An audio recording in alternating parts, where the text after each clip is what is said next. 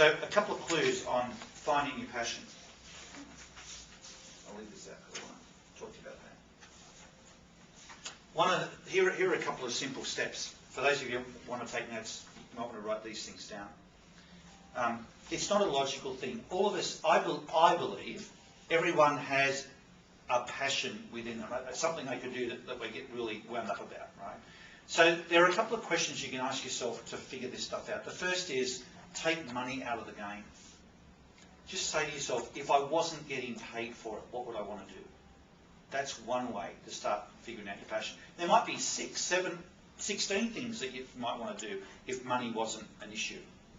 But they will give you clues. You may not be able to say, well, I'd love to be a world famous violinist, but I haven't got the money to just go and not earn anything for the next 2 years, or I haven't got the financial backing to go and set up the infrastructure that, whatever it is you might want to do, buy your own airline.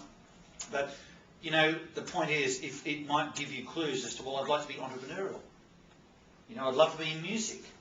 I'd like to work with animals. What would you do if money wasn't an issue? What would you do if no one would laugh at you? If you, thought you couldn't fail? If failure, it wouldn't matter. And you're not make a fool of yourself. You're not going to embarrass yourself. What would that be? I would love to have my own radio show. But, don't worry about the but. The but comes next. Just what would you love to do if there was no limit? Money wasn't an issue. No one would laugh at you. You didn't have the issue of responsibilities or limitations. What would your ideal week look like? If you could live the week that was just perfect for you. It might involve a lot more on the fitness side of things. Might be something to do with your friends. And it's not the individual things you write down or think of. Just splash all those things down and patterns start to emerge. You might even want to talk about it with someone else. I'm going to show you another way to do it in a minute. But the other thing is, I've found, what are the things that as you walk past the television or a conversation, you sort of, oh, what's that? You have to get into it, There's people that I can go to a party to or whatever, and we'll start talking about something, and I don't want to leave. What are those conversations all about? It might be that they're deep and meaningful. Well, if they're the deep and meaningful ones that really attract you, maybe you'd like to be in life coaching or psychology or something like that, as opposed to someone who works with numbers. There's another thing that I do with kids who are trying to find their direction. They're 16 years of age, saying, where might my passion be in life? I say, look, let's eliminate some options. I won't give you the answer, but this takes 1,000 options and gets it down to a dozen. The first thing you do is you say, are you an outside person or an inside person? Because there's a lot of people who will say, man, I am not an inside person. Like, I've got to be outside. I feel like I'm suffocating. I couldn't imagine flying a desk. I have to be outside. Well, that eliminates half the options. That's one way. Another one is, are you a thing person? Thing and tasks? Or are you a people person? Now, I get that for some people they might go, well, I'm sort of both, right? But what I'm saying is, as a quick exercise, for some people, it's really an either or for some people. They go, well, I am not like I'm not that. Anyone who knows me knows this is not me. I'm definitely in this space. And there are other people who are just really into this stuff. Give me machinery, let me tinker, let me play with stuff, let me have a task. I don't like to socialise. I like to socialise on a Friday night or a weekend, but really for my work, for my passion, I like to be doing. Right? So these are the doing people over here. These are the people. Just simple little examples like that starts to eliminate the options. And then you say, okay, well, if you're not a people person, then you can say, what sort of things over here?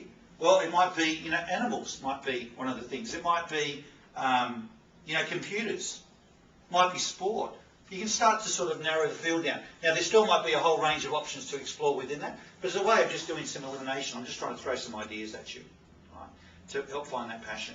But as I say, if you find yourself getting passionate, and that's one of the things I did want to distinguish for you, is some people want to find their passion, and I've spent, half an hour trying to help them do that, and then I realise, oh, okay, it's not really their passion they're trying to find. They're trying to just get passionate.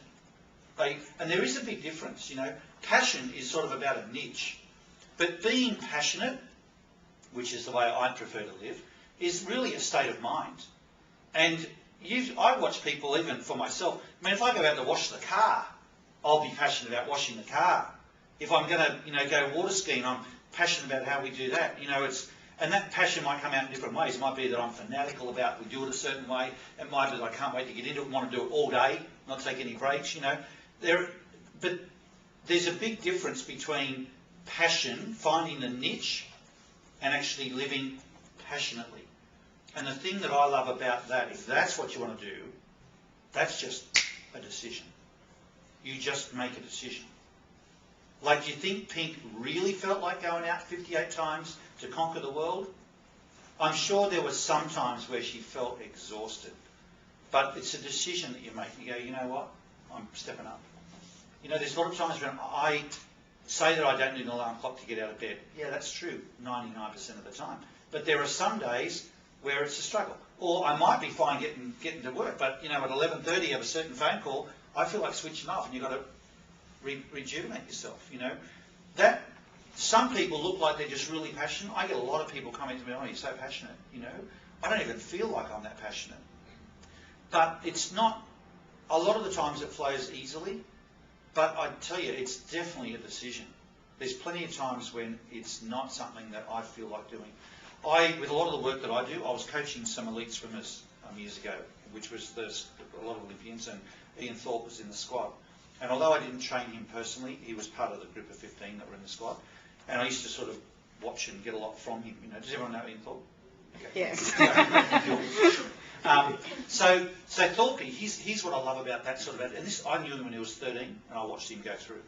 And when he was about 16, his coach, Tracy Menzies, was a really good friend of mine, or is a good friend of mine. And I'd often ask her questions. She'd be driving him to and from the training, and she'd say, well, hang on, I'll ask Ian. So I got a lot of his sort of first-hand thought. And one of the things that came up one time, we were talking about passion and commitment and all those sorts of things. And she said, well, I'll tell you how he trains. When he starts hurting is when he starts training. Like most of us, I know what I'm like. If I go for a run, man, when I'm starting to hurt, I'm like, thank God the pain's just down there, I'm ready to quit. But he's a guy that says, now that I'm starting to hurt, now I'll start training. What a different approach. And he was saying when he did his little talks and so on, which hurts the most to do? When you're doing 100 push-ups, like in my dreams, when you're doing 100 push-ups, which is the hardest to do? The first push-up or the 100th push-up, the last push-up? What would you say? 100. Thorpe's answer? The 101st. What do you do when you go beyond? 16! And they got, where does that come from? Some people are born with that sort of gift, and some people, but you know what, whatever it is, that's what I'm trying to share with you tonight. There are some things that you can just decide to do. You can go out tomorrow and say, well, I'm going to go for a 5K walk, and then say, well, let's add a 6th on. I'm going to run to that telegraph pole. You know what? I'm going to run a little bit further.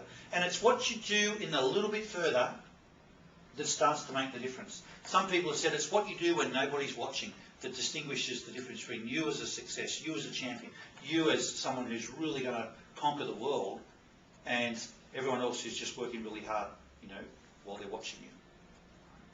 There's a few things on passion.